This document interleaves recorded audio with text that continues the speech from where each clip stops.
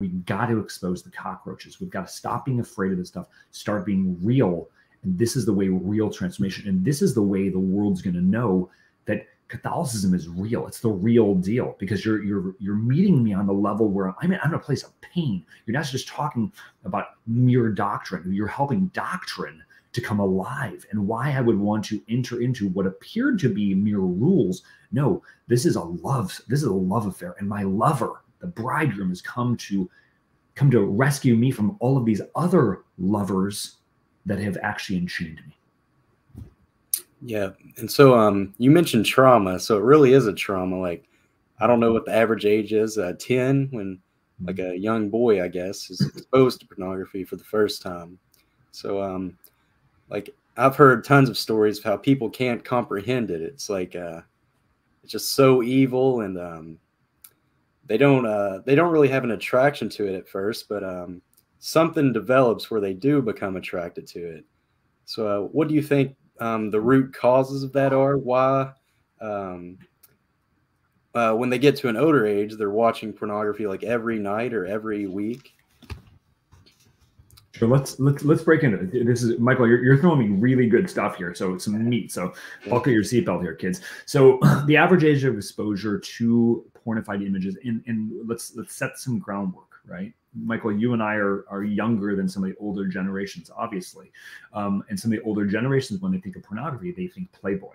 Well, instead, the exposure of so many of these kids is online, and it is to hardcore pornography, right? The experience of intercourse. But I would argue it's not really intercourse. It's just lustful activity. And even worse than that, this is the first expression of what is supposed to be an intimate, loving, beautiful experience between a husband and wife that is committed to their vows, committed to each other, and open to the next generation. Right? That's what it's supposed to be.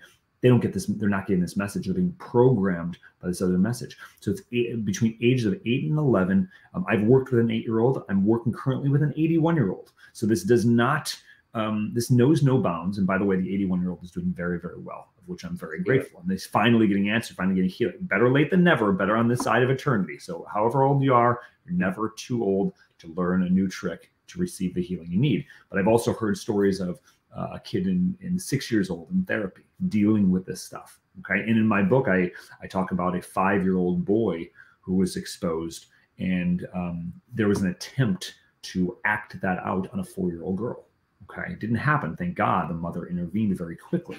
So, and there was no damage done permanently, thank God. So, but this stuff is very real. And the stuff one of the lies is what we do in the privacy of our own bedroom or wherever is not going to hurt anyone. No, what we are programmed with, we're going to bring out into the world. So unpack this, right? Nobody gets into vice unless something is lacking, right? There's a paraphrase, a phrase from St. Augustine, who says that if there is any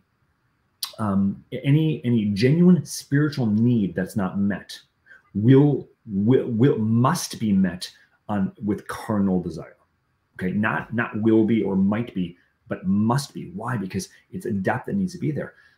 So many people, because we're experiencing a radical breakdown in a marriage culture, a radical breakdown in families, right? Where a young boy, especially the dearth of fatherhood. For me, my big wound came from my father trying to commit suicide when I was 5 years old, and he was in a nursing home, but wasn't present. And so that dearth in me opened me up to this. I'm screaming by the way I'm living my life and my especially anger and things like this, for genuine love, to see me for me, to love me for me. And because I'd started getting into this wall of shame comes up. And as much as people were trying to give me love, get the heck away from me. I don't want it, because I think if I open that space, you're going to reject me like other people that have rejected me in my life. And a lot of it was father. So in here, what's a father do? A father especially says to a young boy, you're strong. You have what it takes. To a young girl, he says, you're beautiful. You're worth fighting for. I cherish you. right? And this is not a one and done conversations to any fathers and men out there, right? Especially if you're an uncle, right? And you want to be involved in the lives of your nephews and nieces in a healthy way. You need to be also communicating this language, not just with our words, but with our bodies, right? Communicate this and show the value of there, right?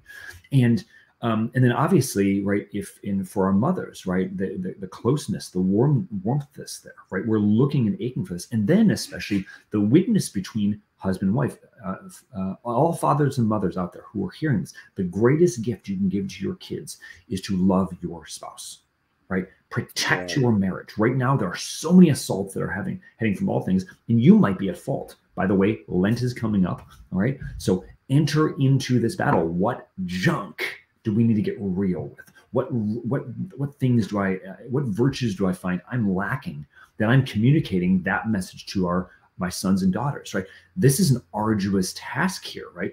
But again, through grace, it's not willpower. This isn't Pelagianism, which is the whole notion of pull myself up by my own bootstraps.